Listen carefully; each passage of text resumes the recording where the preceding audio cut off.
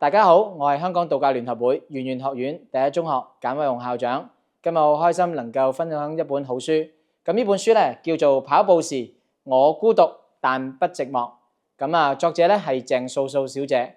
鄭小姐本身咧係從事呢個廣告界嘅。因為工作嘅關係，佢亦都染上咗一啲嘅酒癮。亦都透過長跑，佢能夠克服自己，戒除酒癮。亦都能夠完整地挑戰到自己。今日咧，我好開心咧，能夠透過某啲嘅章節，能夠分享一啲嘅價值觀嘅一啲嘅睇法。今日我想分享嘅章節咧嘅題目咧就係咩咧？就係輸在起跑線上，不等於必定輸在終點。作者喺文中指出，跑步嘅比賽嘅結果係取決於耐力、策略同埋訓練嘅質量，而非單純嘅起跑嘅速度。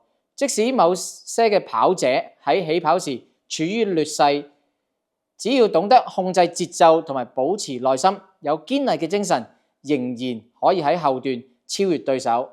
此外，我諗呢個章節亦都話俾我哋跑者聽，只要不僅要鍛鍊體能之外，亦都要自我認知，要明白成長嘅過程。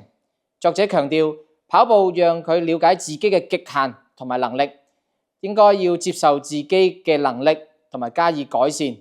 無論訓練還是比賽，最終嘅目標都係需要超越自己，而非單純與別人比較。睇完呢篇文章之後咧，令到我亦都有啲嘅得着，想同大家去分享。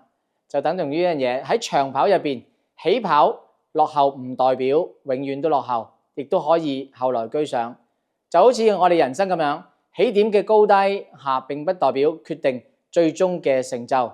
即使我哋起步係慢，但係只要保持信心，有堅毅嘅精神，專注自己嘅節奏，最終都能夠後來居上嘅。所以我睇完呢本書之後咧，我有一個總結，就係話跑步就等同於一個人生嘅縮影。起跑線落後唔可怕，最重要一樣嘢就能夠有個堅毅精神，不斷挑戰自我，最終能夠自我超越。